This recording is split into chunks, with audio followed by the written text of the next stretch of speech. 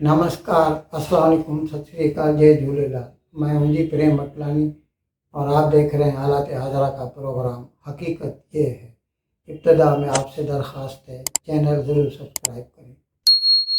दोस्तों, पाकिस्तान का जो इस वक्त तो अपोजिशन में है, इमरान खान जेल में भी है, अडियाला जेल रावलपिंडी में है।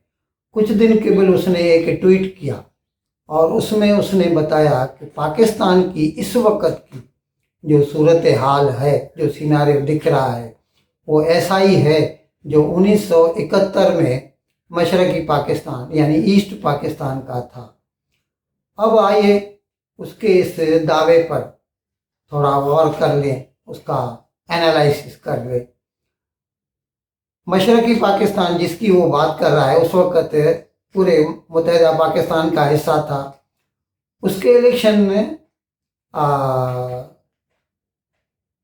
7 जनवरी जो है 71 को हुए थे और उसमें मशरक़ी पाकिस्तान में 162 सीटें थी, जिसमें से 160 सीटें मुजीबुर रहमान की अवामी लीग ने जीती थी।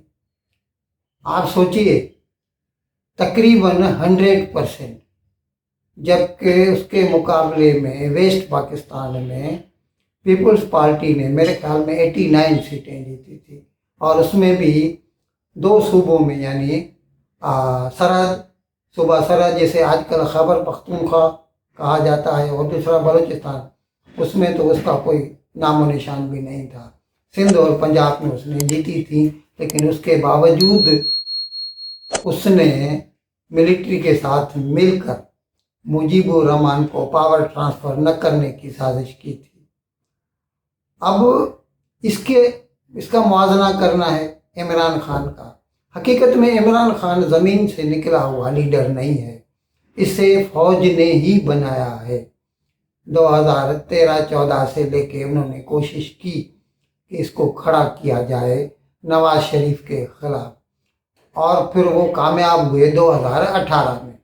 2018 में टोटल सीटें थी जो है 372 पाकिस्तान की नेशनल असेंबली, जो कि लोअर हाउस ऑफ पार्लियामेंट है, उसमें से पीटीआई को मिली थी 149, जबकि हुकूमत के लिए 172 सीटों की ज़रूरत थी।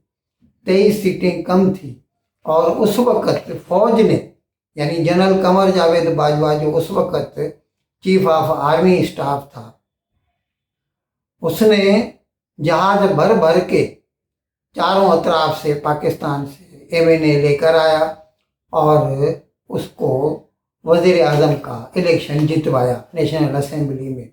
यानी आप कह सकते हैं कि he didn't win on his own, he was helped by army to become prime minister. अब ये अपना मुआवजा करता है मुजीबुर रहमान के साथ। अब दूसरी इलेक्शन 2024 की जो 8 फरवरी को हुई थी, अभी 2-4 महीने के बिल की बात है, तो उसमें इसको, यानी पहले तो वैसे तो आज़ाद तौर पर ये लड़े थे, लेकिन उसमें जो है ना, इसको सिर्फ 93 सीटें मिली हैं। ये अलग बात है कि इसका कहना है कि इसमें धांधली हुई है। हो सकता है, मुमकिन है, क्योंकि पाकिस्तान की इलेक्शन में हर चीज़ मुमकिन है।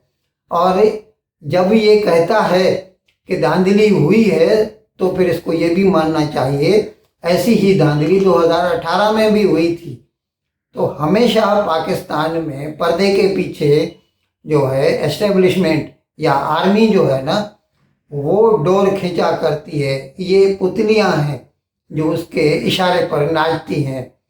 बराबर हो सकता है बेईमानी की हो, लेकिन फिर भी अगर इसने 93 सीटें जीती हैं, तो 93 सीटों से 172 तक का बहुत बड़ा फासला है। 80 तकरीबन 79 सीटों का फासला है।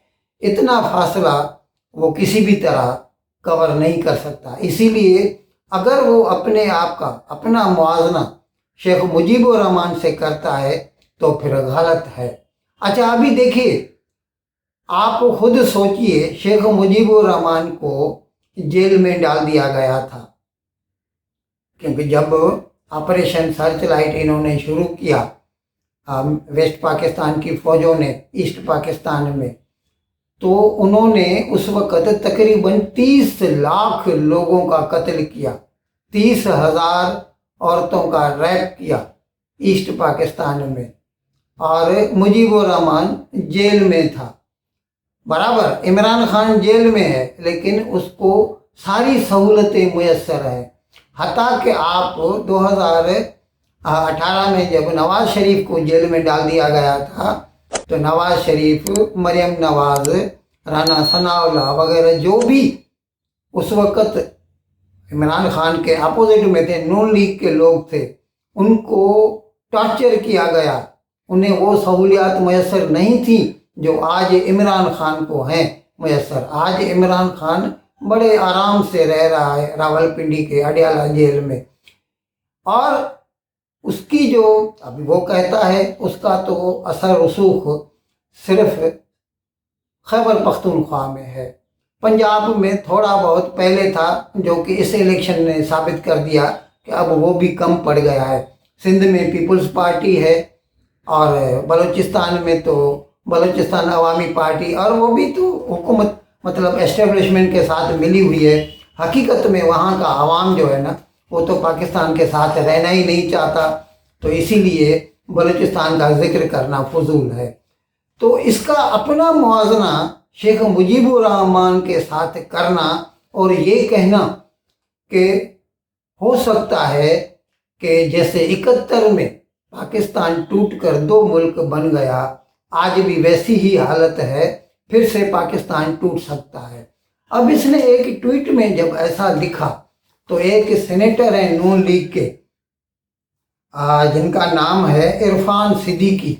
इरफान सिद्दीकी ने कहा है कि ये झूठ बोलता है, ऐसी कोई बात नहीं है, और इससे इसकी जो है मानी बदजनी जाहिर होती है। ये जाहिर होता है कि ये हमेशा से ऐसा सोचता रहा है कि आइदर माई वे और हाईवे, यानी अगर हुकूमत इमरान खान को है तो सब चीज़ ठीक है, और अगर हुकूमत इमरान खान को नहीं है तो फिर सब कुछ गलत है। इसीलिए इसका ये कहना, और वैसे भी हकायक जो है ना, वो तो साबित करते हैं कि दूर दूर तक भी इमरान खान की मकबूलियत शेख मुजीबुर रहमान की मकबूलियत के साथ मुकाबला नहीं किया जा सकता उसका। और उस वक़्त की जो एस्टेब्लिशमेंट थी, आर्मी थी, उसमें भी पंजाबी पठान थे, आज भी पंजाबी पठान हैं, और पंजाबी पठान हैं तो वो थोड़ी इमरान खान को तकलीफ देंगे, या वो थोड़ी जो है ऑपरेशन सर्च लाइट जैसा ऑपरेशन करेंगे खैबर पख्तूनख्वा में या किसी और सूबे में। बलूचिस्तान में कर सकते हैं, सिंध में कर सकते हैं, लेकिन खैबर पख्तूनख्वा और पंजाब में, क्योंकि पाकिस्तान की फौज में यही तो 2 कौमें हैं, पठान और पंजाबी। जाहिर है इसीलिए इन दोनों सूबों में आर्मी किसी भी किस्म का एक्शन नहीं ले सकती है। और इसीलिए ये सोचना, हाँ ये अलग बात है कि अगर वो पठान खुद ही चाहें कि वो अलग हो जाए, जैसा कि ये कोशिश कर रहा है तहरीक तालिबान पाकिस्तान की तरफ से धमकियां देकर पाकिस्तान की आर्मी को, और ये हकीकत है पहली मर्तबा माने आवाम में से। वैसे इससे पहले नवाज शरीफ ने कोशिश की थी, लेकिन वो नाकाम हुआ, और इसी की वजह से तो इस इलेक्शन में बावजूद इसके नून लीग ने इलेक्शन जीता। एस्टेब्लिशमेंट ने के हुक्म से नवाज शरीफ वज़ीर आज़म नहीं बन सका, फिर से शहबाज शरीफ को ये जगह दे दी गई, क्योंकि आर्मी जो है वो नवाज शरीफ को पसंद नहीं करती। नवाज शरीफ पहला, और अब इसीलिए तो नवाज शरीफ ने अभी अभी एक बयान भी दिया है, आपने सुना होगा, जिसमें उसने कहा कि 1999 में जब वाजपेयी लाहौर आया था तो हमारे जो है रिलेशंस अच्छे हो रहे थे, जिसको उस वक़्त की आर्मी ने सैबोटेज किया था, यानी हमारी तरफ से, यानी पाकिस्तान की तरफ से बदजनी की गई, जिसकी वजह से कारगिल की जंग हुई, और फिर लम्हा ब लम्हा आहिस्ता आहिस्ता रिलेशंस और ख़राब होते चले गए पाकिस्तान और हिंदुस्तान के। तो इसीलिए कहा जा सकता है कि अगर आर्मी को कोई मुकाबला दे सकता है तो वो नवाज शरीफ है, इमरान खान तो कभी भी नहीं। इमरान खान पहले भी आर्मी की मदद से हुकूमत में आया था, अब भी अगर आर्मी उसको वापस लाना चाहे तो बड़ी खुशी से ये आ जाएगा और ये फिर से उसके तारीफ के गुण गाने लगेगा। इन अल्फाज के साथ आज का प्रोग्राम ख़त्म करने की मैं आपसे इजाज़त चाहता हूँ, लेकिन विदाई लेने से पहले एक मरतबा फिर आपसे मेरी दरख्वास्त है कि जिस किसी साहब या साहबा ने अब तक हमारे इस चैनल को सब्सक्राइब नहीं किया, अज़राए करम इसको जल्द से जल्द सब्सक्राइब करें, प्रोग्राम को लाइक करें, शेयर करें और घंटी का बटन दबाना न भूलें। बहुत बहुत शुक्रिया। खुदा हाफिज़।